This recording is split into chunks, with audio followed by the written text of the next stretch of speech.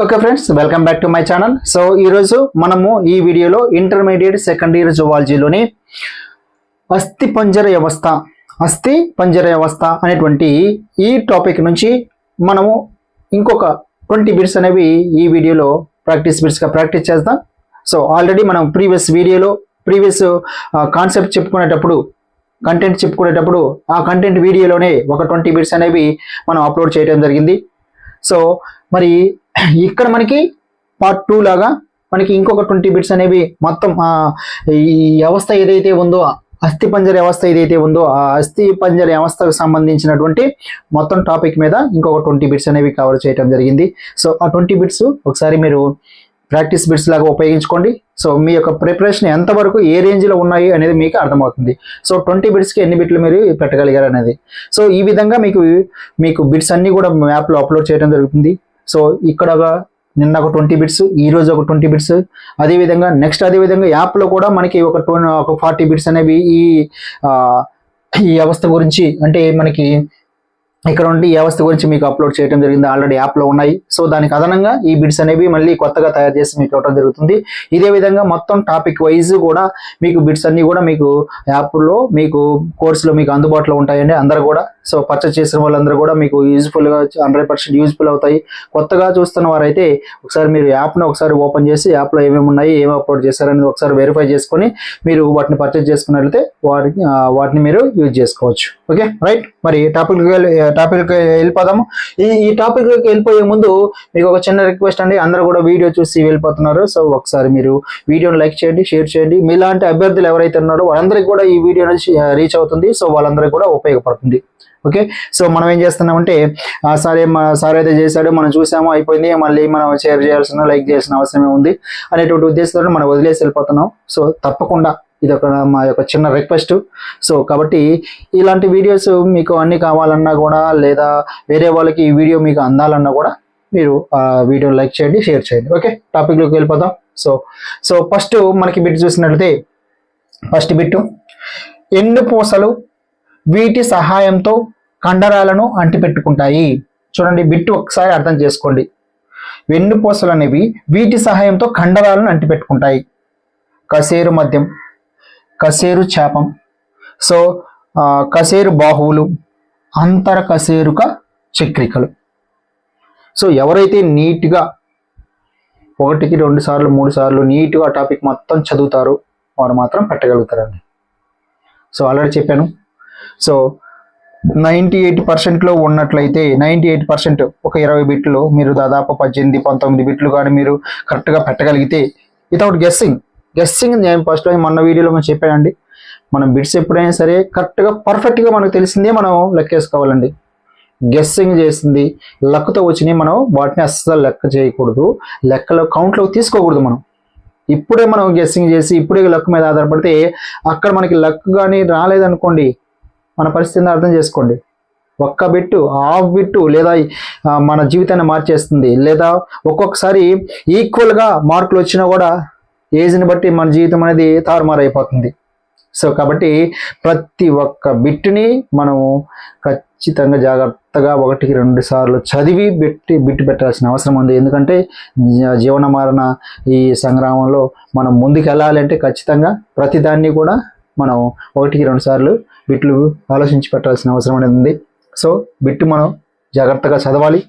చదివిన తర్వాత కింద ఆప్షన్లు కూడా జాగ్రత్తగా చదువుకోవాలి. సో ఈ విధంగా మనం చేయగలిగితేనే బిట్ తప్పు కాకుండా మరి పెట్టేదానికి అవకాశమే దొరుకుతుంది. సో ఓకేనా. సో ఫస్ట్ బిట్ చూశారు కదా. నెక్స్ట్ మనకి రెండో బిట్కి వెళ్ళిపోతాను.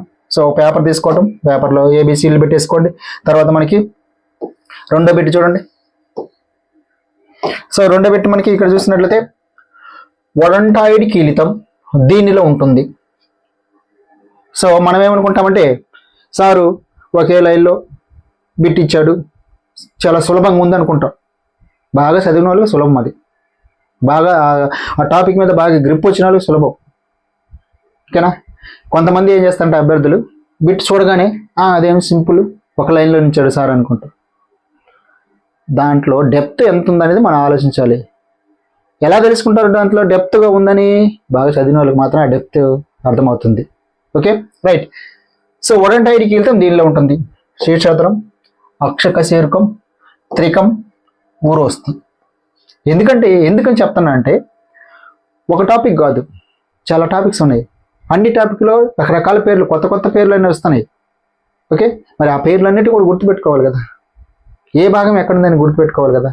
సో 10th వరకు అయితే ఓకే, చాలాసార్లు చదువుకుంటాం. ఓకే, కానీ ఇంటర్మీడియట్కి వచ్చరికి మనకి హెవీగా ఉంది సిలబస్. దానివల్ల మనకి చాలా టాపిక్స్ ఉన్నాయి. చాలా టాపిక్స్లో చాలా రకాల పేర్లు వస్తుంటాయి, చాలా రకాల భాగాలు వస్తుంటాయి. సో వాటన్నిటిని కూడా గుర్తుపెట్టుకోవాలంటే easy. Okay, right. So next bit number 3 అండి. సో చూడండి, దీంట్లో యూరిక్ ఆమ్లం వల్ల వచ్చే కీళ్ళవాపు, రిగర్మాటిస్, ఆస్టియోపోరోసిస్, ధనుర్వాతం, గౌట్. ఓకే, నెక్స్ట్ బిట్ అండి, 4th బిట్. శీర్షధరం, అక్షకశేరుకం మధ్య ఉండే కీలు. చూడండి, శీర్షధరము, అక్షకశేరుకం మధ్య ఉండే కీలు. బంతిగెన్ని కీలు, జారుడి కీలు, బొంగరపు కీలు, సాడిల్ కీలు. కీళ్ళు రకాలు, దాంట్లో ఉన్నటువంటి టాపిక్ ఇది. Okay, next question number 5. క్రింది వాణిలో సైనోవియల్ కీళ్ళు గుర్తించండి. సో సైనోవియల్ కీళ్ళను గుర్తించండి. సైనోవియల్ కీళ్ళు రకాలు ఉన్నాయి, ఆ రకాల్లో మనం గుర్తించాలి. సో ఏ కాండైలాయిడ్ కీలు, జారడి కీలు, సంధానం, సిన్కాండ్రోజులు, గోంపాజులు. సి మడతబంది కీలు, బొంగరపు కీలు, సిమ్డెస్మోజులు. సో బంతిగిని కీలు, శాడిల్ కీలు, జారడి కీలు. Okay, so next question number 6.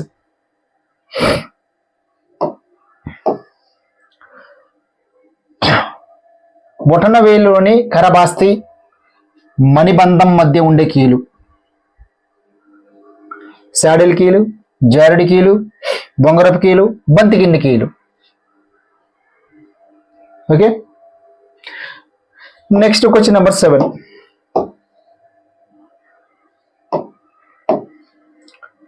ఈ వ్యాధికి చికిత్స లేదు. ధనుర్వాతం, మయోస్థినియా గ్రావిస్, మస్కులర్ డిఫ్రోసి, గౌట్ వ్యాధి. సో నెక్స్ట్ మనకి క్వశ్చన్ నెంబర్ 8. కొంచెం మనకి స్పీడ్గా వెళ్ళిపోతున్నాం, ఎందుకంటే మరి వీడియో లెంత్ ఎక్కువ పడుద్ది. వీడియో లెంత్ అయిపోతే మన అభ్యర్థులందరూ కూడా చాలా ఎక్కువగా ఉంది, వీడియోస్ స్కిప్ చేసే అవకాశం ఉంది. కాబట్టి త్వరగా చెప్తున్నాను స్పీడ్గా. మీకు ఒకవేళ స్పీడ్ అనిపిస్తే ఒకసారి వీడియో పాజ్ చేసి దాన్ని ఆలోచించుకొని క్వశ్చన్ బిట్ పెట్టేసేయండి. Right. So next question number 8 అండి. చూడండి, ప్రతి కోక్సల్ ఎముకలోని ఎముకలు. ఓకే, కోక్సల్ ఎముకలు మనకి 3 ఎముకలు అనేవి ఉంటాయి. ఆ 3 ఎముకలను గుర్తించాలి మనం. శ్రోణ్యాస్తి, ఉదుకులం, జగనాస్తి. బి అంశకుహరం, శ్రోణ్యాస్తి, ఉదూకులం. జగనాస్తి, అసనాస్తి, శ్రోణ్యాస్తి.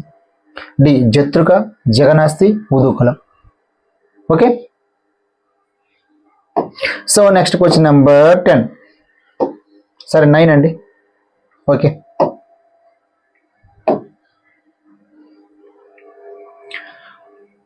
ప్రతి చర్మాంగంలోని సరైన ఎముకల సంఖ్యను గుర్తించండి. చాలా పెద్ద బిట్ అండి ఇది.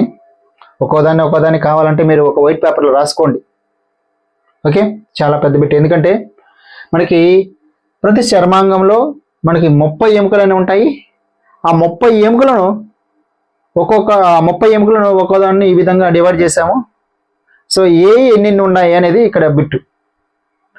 ప్రతి చర్మాంగంలో ఇది మనకి 4 లింబ్ కానీ హిండ్ లింబ్స్ కానీ ఒక్కొక్క దాంట్లో 30 ఎముకలు అనేవి ఉంటాయి. ఈ 30 ఎముకలు ఏవైతే ఉన్నాయో ఈ 30 ఎముకలన్నిటినీ కూడా మనం ఈ విధంగా ఒక్కొక్క దానికి తుంటి ఎముక ఎన్ని ఉన్నాయి, అంతర్జంగిక ఎన్ని ఉన్నాయి, బహిర్జంగిక ఎన్ని ఉన్నాయి అనే దాన్ని బిట్ ఇది. సో ఆప్షన్లు చాలా ఎక్కువగా వస్తాయి. కాబట్టి మీరు ఏం చేస్తారంటే ఒకేసారి మనం ఇక్కడ చూపించలేం. కాబట్టి మీరు ఏం చేస్తారంటే ఒక్కొక్క ఆప్షన్ లేట్ అయినా పర్లేదు రాసుకొని 4 ఆప్షన్లు రాసిన తర్వాత అప్పుడు ఆలోచించి బిట్టు పెట్టేస్తాను. ఓకే. ఏ తుంటి ఎముక 1, అంతర్జంగిక 1, బహిర్జంగిక 1, శీలమండ ఎముకలు 7, ప్రపాదాస్తులు 5, అంగుళాస్తులు వచ్చరికి 14, అంగుళాస్తులు 14, మోకాలు చెప్ప 1. ఆప్షన్ ఏ అండి ఇది. ఓకేనా.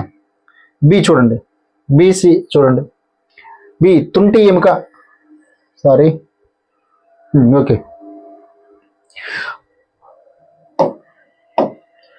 తుంటి ఎముక మరియు మోకాలు చెప్ప ఇవి రెండు, ఇదొకటి వేసుకోండి. ఓకే, తుంటి ఎముక మరియు మోకాలు చెప్ప 2, ఇదొకటి ప్లస్ 2. ఓకేనా. చీలమండల ఎముకలో 7, ప్రపాదాస్తులు 5, అంగుళాస్తులు 14, అంతర్జంగిక 2, ఓకే, బహిర్జంగిక 1. రైట్. సి మోకాలు చెప్ప 1, తుంటి ఎముక 1, అంతర్జంగిక 1, సో ప్రపాదాస్తులు 4, చీలమండ ఎముకలు 8, బహిర్జంగిక 1, అంగుళాస్తులు 14. సో నెక్స్ట్ మనకి లాస్ట్ ఆప్షన్ డి చూడండి. సో డి వచ్చరికి తుంటి ఎముక 1, అంతర్జంగిక 1, బహిర్జంగిక 1, శీలమండలి 7, ప్రపాదాస్తులు 4, అంగుళాస్తులు 15. సో మోకాలు చెప్ప 1. మొత్తం 30 వస్తాయి, మొత్తం ఎముకలు 30 వస్తాయి. కానీ 30లో ఏ ఎముక ఎన్ని అనేది గుర్తుపట్టాలి మనం. సో ఆప్షన్లో 4 రాసుకున్నారు కదా, రాసుకొని అప్పుడు ఒక్కసారి పేపర్ ఆ 4 ఆప్షన్లు కరెక్ట్గా చూసి మనకి 30లో ఎన్ని ఎముకలు అనేది గుర్తుపట్టండి. రైట్. సో నెక్స్ట్ మనకి బిట్కి వెళ్ళిపోదాం, 10th బిట్. సో దీనిలో జతృక మరియు అంశపలక అనేటువంటి 2 ఎముకలు అనేవి ఉంటాయి, లేదా జతృక మరియు అంశపలక అనేటువంటి ఈ 2 ఎముకలతో ఏర్పడే భాగం ఏది? శ్రోణి మేకల, ఉరువ మేకల, వెన్నెముక, చర్మాంగాలు. Okay. So next question number 11. Question number 11.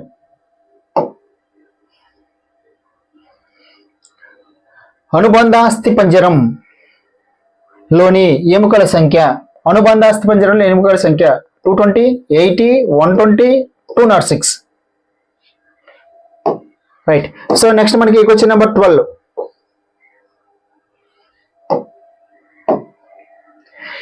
ఇది 5 త్రికకశేరుకాల కలయిక వల్ల ఏర్పడినటువంటి ఎముక. 5 త్రికకశేరుకాల వల్ల ఏర్పడినటువంటి త్రిభుజాకార ఎముక. త్రికం, అనుత్రికం, పుచ్చ అనుత్రికం, శీర్షధరం. So next question number 13.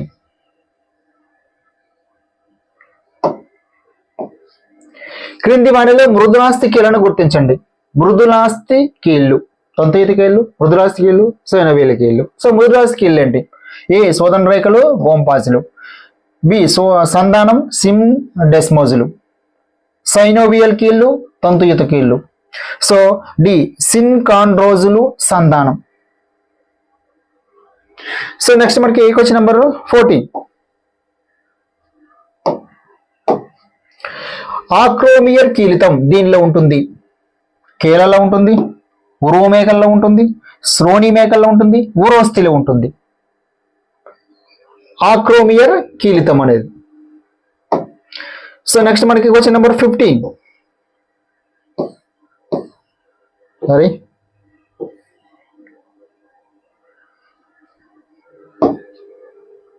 Okay ఇలా క్వశ్చన్ నెంబర్ 15 చూడండి. ఇది సో మ్యాచింగ్ అండి. ఒకసారి చూడండి, కనిపిస్తుంది కదా మ్యాచింగ్. ఒకసారి చూడండి. ఇది ఏబిసి కదలని కీళ్ళు, పరిమిత కదలిక కలిగినటువంటి కీళ్ళు, స్వేచ్ఛగా కదిలే కీళ్ళు. సో దీనికి ఎదురుగా 1 సినార్డోజులు, 2 డయార్డోజులు, సో 3 వచ్చరికి ఆంపి ఆర్డోజులు. సో కరెక్ట్గా మనకి ఇక్కడ మ్యాచింగ్ చేయాలి. ABCD. ఓకే.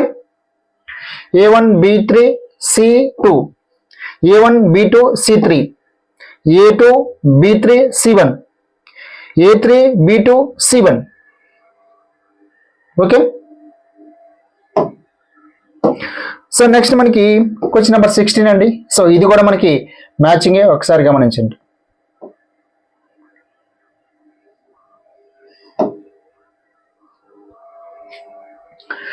సో ఏబిసిడి జిఫాయిడ్ కీలుతం, ఆక్రోమేరి కీలుతం, కోక్షల ఎముక, ఓడంటాయిడ్ కీలుతం.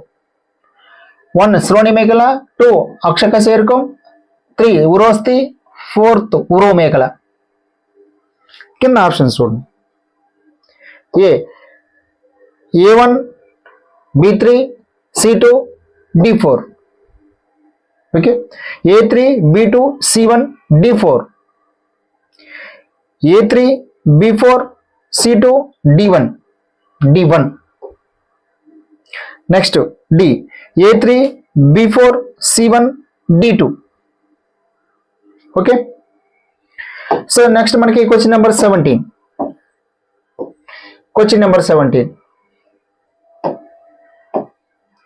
సో ఈ భాగంలో భుజాస్థి హ్యూమరస్, ఈ భాగంలో భుజాస్థి ఎముక, తల ఇమిడి ఉంటుంది. ఓకే, అర్థమైంది కదా బిట్టు? ఈ భుజాస్థి ఎముక యొక్క తల అనేది ఈ భాగంలో అమరి ఉంటుంది, ఏ భాగంలో అమరి ఉంటుంది లేదా ఇమిడి ఉంటుంది. సో అలా ఇమిడి ఉండి మనకు ఒక కీలుని ఏర్పరచడం జరుగుతుంది. సో తల అనేది ఇమిడి ఉండి భుజపు బంతి గిన్నె కీలుని ఏర్పరచడం జరుగుతుంది. కాబట్టి ఏ భాగంలో ఈ భుజాస్థి ఎముక యొక్క తల అనేది ఇమిడి ఉంటుంది? కోక్సల్ ఎముక, హంసకుహరంలోను, శ్రోణ్యాస్థిలోను, ఆక్రోమియర్ కీలితం. So next question number 15. So ఇది కూడా మనకి ఇక్కడ ఓకే పేజీ కొంచెం మనకి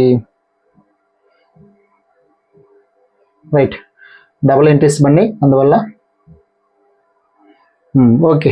నెక్స్ట్ క్వశ్చన్ నెంబర్ 18 అండి. క్రింది దానిలో హైలోరోనిక్ ఆమ్లం భక్షక కణాలు అనేవి ఉంటాయండి. ఓకేనా, దీనిలో హైలోరోనిక్ ఆమ్లము భక్షక కణాలు ఉండి, అదేవిధంగా ఇది ఎముకల మధ్య రాపిడిని తగ్గిస్తుంది. ఓకేనా, దేనిలో హైలోరోనిక్ ఆమ్లము మరియు భక్షక కణాలు ఉండి ఇది ఎముకల మధ్య ఉన్నటువంటి రాపిడిని తగ్గిస్తుంది. దేనిలో? ఉరోమేకల, శ్రోణిమేకల, సన్నవీల్ ద్రవం, ఉరోస్థి. ఓకే, ఆ భాగాన్ని మనం ఇక్కడ గుర్తుపెట్టాలి. సో నెక్స్ట్ మనకి క్వశ్చన్ నెంబర్ 19. దేహ ద్రవాలలో కాల్షియం స్థాయి తగ్గినప్పుడు ఈ రుగ్మత అంటే ఈ జబ్బు ఏర్పడుతుంది. గౌట్, ధనుర్వాతం, రిగర్ మార్టిస్, మస్కులర్ డిప్రోసి. సో నెక్స్ట్ మనకి 20 క్వశ్చన్ నెంబర్, లాస్ట్ క్వశ్చన్. స్త్రీలలో ఈ హార్మోను అల్పస్రావం అంటే మనకు తెలుసు కదా తక్కువగా, అల్పస్రావం వల్ల ఆస్టియోఫోరోసిస్ అనేటువంటి వ్యాధికి దారితీస్తుంది. ఏ హార్మోన్ యొక్క అల్పస్రావం వల్ల తగ్గటం వల్ల?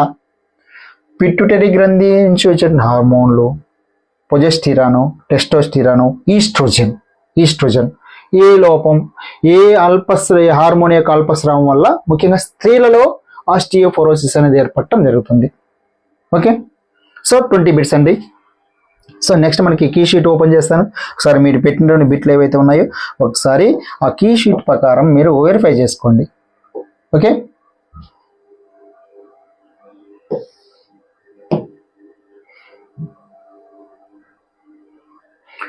సో చూడండి ఒకసారి కీ షీట్ ఓపెన్ చేద్దాం. 1C, 2B, 3D, 4C, 5D, 6A, 7B,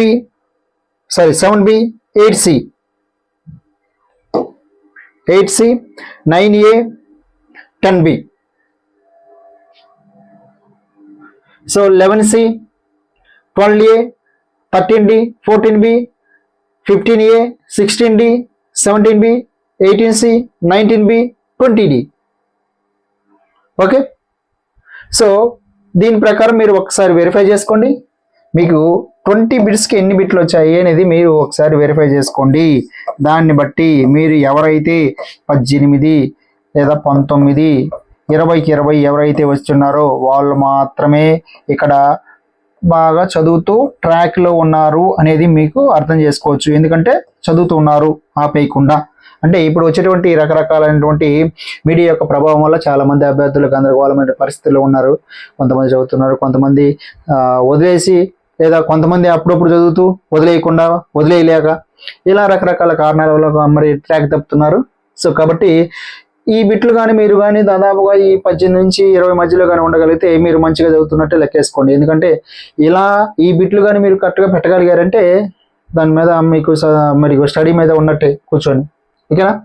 so కాబట్టి ఇలాంటి బిట్స్ అన్నీ కూడా మీకు కావాలంటే మా ఛానల్ సబ్స్క్రైబ్ చేసుకోండి, లైక్ చేయండి, షేర్ చేయండి. ఇంకా మీకు కోర్సు కావాలంటే మన యాప్ ఉంది, యాప్లో అందుబాటులో ఉంటాయి కోర్సు. సో చాలా తక్కువ అమౌంట్. ఇవన్నీ కూడా ఇలాంటి వీడియోస్, ఇలాంటి బిట్స్ అన్నీ కూడా దాంట్లో మనం అప్లోడ్ చేస్తున్నాము ఆల్రెడీ. సో వాటికి అదనంగా మళ్ళీ మనకు ఈ విధంగా బిట్ రూపంలో కూడా ఇవ్వటం జరుగుతుంది. సో కాబట్టి డిఎస్సి మీకు కంప్లీట్ అయ్యేంత వరకు మీకు ఒక్కొక్క టాపిక్ని డివైడ్ చేసుకొని ఈ విధంగా బిట్స్ అనేవి, టాపిక్ వైజ్ బిట్స్ అనేవి కూడా వీడియోస్ రూపంలో కానీ లేకపోతే టెస్ట్ సిరీస్ రూపంలో కానీ మీకు యాప్లో అందుబాటులో ఉంచడం జరుగుతుంది. అభ్యర్థులు గమనించండి, యూజ్ చేసుకోండి. Thank you for watching.